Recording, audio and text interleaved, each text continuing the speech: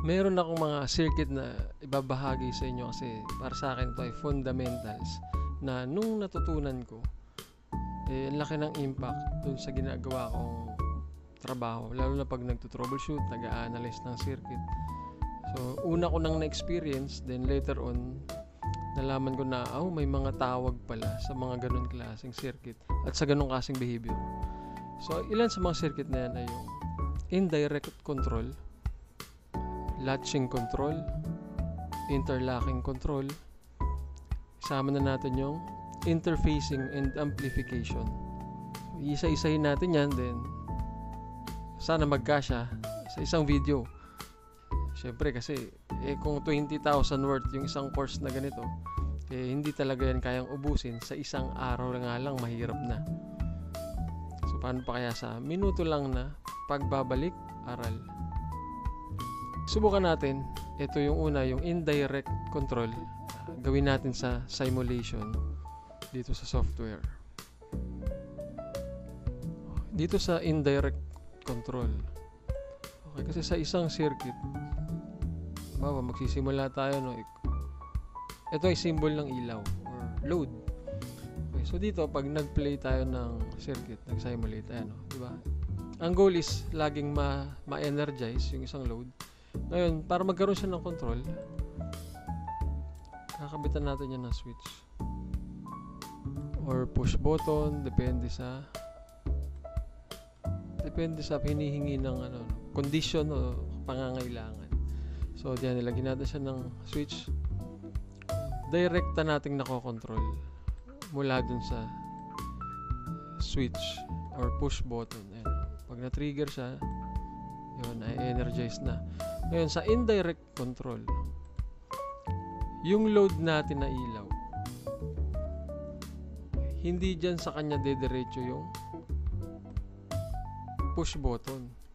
Pinadaan natin siya sa coil ng relay, contactor, or yung mga ganong functions na kung saan yung device kasi na to may sarili siyang contacts. Pwedeng normally open at normally close. So yan yung mga available na contacts sa mga relay. So indirect control kasi yung ilaw na dati na kanina kinokontrol natin ng diretso. Magsasample tayo ng dalawa kasi sa isang set ng relay, kahit yung 5 pins lang, pakita natin yung mga itsura niyan, meron naman online. So yung mga relays, merong set ng normally closed, normally open. So ang naka-indirect control ngayon, itong dalawang load na kanina direkta natin kinokontrol ng push button. Okay, so ito para gumana yung controls o yung mga switching niya na normally closed at normally open, lalagyan natin siya ng address. At ito, to identify nung software na siya ay contact nung relay na nakakabit sa unang rung. Yan, ipaparehas natin yung address. So nakita nyo, nagbago yung symbol niya. Ito yung symbol ng normally close. Para siyang open na capacitor, tapos merong slash. Then yung open, ganun lang. Walang slash. Okay, so i-play natin. Yung indirect control. Yun. So yung sa normally close, naka-energize na agad siya. At hindi dun diretso yung push button natin, which is ito yung controller natin, na pag na-trigger, yun, diba? So yung close, nag-open, at bumaliktad lang din yung open, naging close. Sabay. Okay? Kasi isang device lang yan, na pag na-energize, yun, nagbabago yung contact niya. Kita nyo, tuwing iti-trigger natin yung push button, naka-hold ako dyan sa clicker ko or sa mouse. Then pag nirelease ko yung pagkakapindot, yun, bumabalik siya dun sa initial position niya. Pagpaliktarin natin palitan natin yung ilaw ng isa para nakita natin nagbabago. Okay? So, unang naka-energize yung nasa normally close, yellow. Then pag na-activate or na-energize si J0 na coil, yun, ngayon, bumabalik na siya. Or nagpapalit na sila. No? Yung state ng mga contacts, nagpapalit. Okay, so indirectly na control natin siya. Okay, saan ito ginagamit?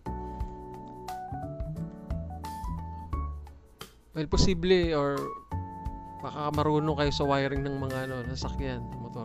So may mga relays, 'di ba? Okay, so sa mga nakikita natin ngayon online, sa vlogs, ganyan.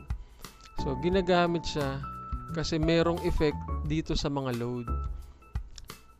Lalo na sa DC circuit na kapag marami siyang load na kasama tapos nakadiretso dun sa main, posible may effect, no? Pero yun nga, kahit ano pa siya, ang tawag pala sa kanyang sa klase ng circuit na yun ay yun, isa na to sa i-consider ating basic circuits or fundamentals, indirect control. Sige, sunod naman natin yung pangalawa, si latching control. Okay, si latching control, siya nga pala, no, itong software na ginagamit natin. Kapag gumawa ka ng short circuit connection, katulad yan, no? Okay, so yung potential difference, nag-meet, at plinay natin, na-identify niya, ayan. So, sabi dyan is, short circuit detected. So, pag may error tayong nagawa, ma-identify niya yan bago pa natin pasabugin or i-simulate. Okay? So, try lang natin yan. Balik siya sa dati. Okay, so si latching control,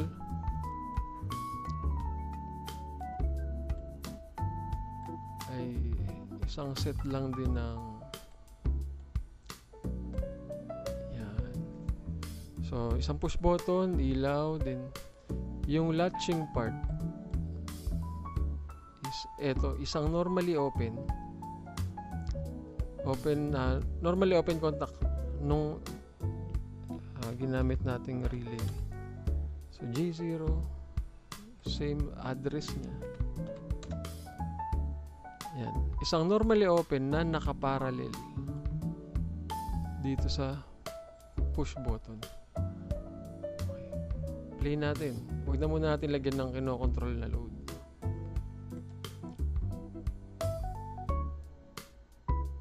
Ano sabi? Incompatible label. Okay.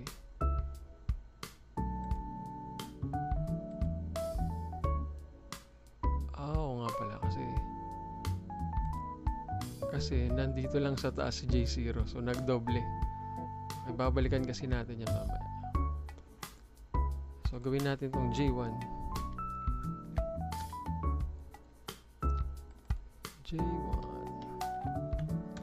Okay, so simulate play. Ayan, nakita nyo. So, kanina, kay indirect, pag na-trigger yung push button, pag ni-release ko, na-de-energize din agad yung relay, no?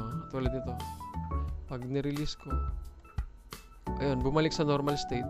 Dito kay latching, wala na. So, nag-lock. Ibig sabihin, electrically connection or electrically connected or sa electrical connection niya. So, siya ay nakalock na. Okay, so the only way para bumalik siya sa dati niyang state or sa initial position is i-off natin yung circuit. Or kung sa actual na wiring to, i-off nyo yung breaker, ganun, reset. Okay, ulitin natin, yung nag-latch. Nagkaroon ng alternate path yung ating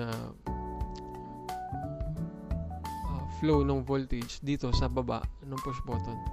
Doon siya sa part na yung nag-lock. Kaya nga pag nagto-troubleshoot tayo, 'di ba?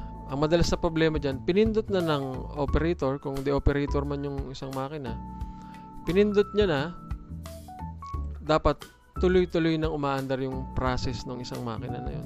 Ang madalas na naging problema, bakit pag binitawan ng operator, tumitigil din yung makina. So may mga ganong instances.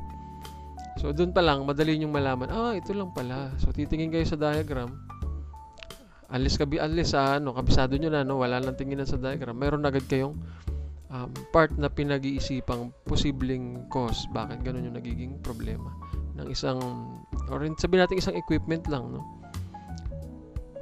Hindi na siya buong makina. So same application ng latching. Kahit isang equipment lang yan, may ganun siyang features kung hindi pa siya automated, hindi pa programmable yung controller niya.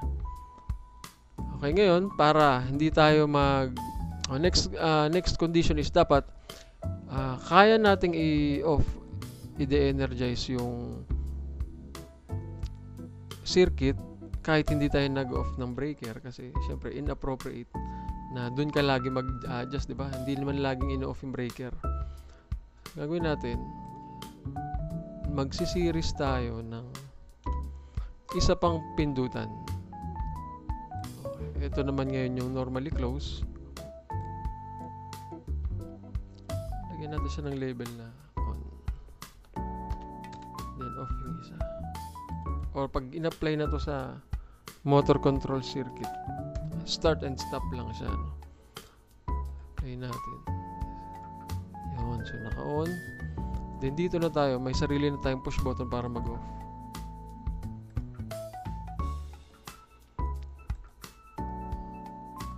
Yun, so almost or kompleto na yan, no? Unless gamitin na lang natin yung ibang contacts niya para makapagpagana tayo ng load.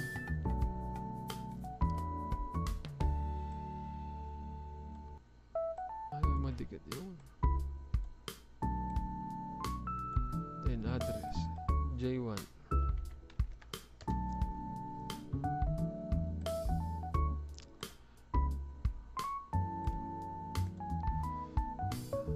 Play natin. Okay, so pag nag-start na tayo ng in-on yung circuit, yun, so gumana na agad. So, diba? Dito pa lang nag-combine na agad yung dalawang circuit natin, naka-indirect control yung load, at the same time yung latching is na-apply natin. Kaya kung mapapansin nyo rin, diba, pwede itong gamitin siguro sa bahay, gastos kayo ng relay or contactors, kasi anong nangyayari sa atin sa bahay natin pag nagkaroon ng fluctuation, diba, bumabalik din agad yung power, aandar agad yung ref, kung gumagana naman yan, aircon, lalo yung mga lumang appliances. Pagbalik ng power, on din siya agad. Pag meron siyang ganito, gumamit ka ng contactor para dun sa outlet na pinagsasaksakan ng appliances. Once na naka-energize at na-de-energize dahil sa power interruption, hindi man dito sa push button off natin, so pag nawala ng power from normal source, hindi siya agad mag-on kung ano man yung nakakabit dun sa equipment. Pwede nating sabihin na ito ay safety features niya. Okay, so itong dalawa lang muna sa ngayon. Ang dalawang circuit na tayo sa ngayon. So tuloy na lang natin sa susunod, at meron pang 2 or 3 na kasama sa fundamental circuits na tulong sa atin kapag tayo ay nag-i-interpret ng isang schematic diagram. Salamat!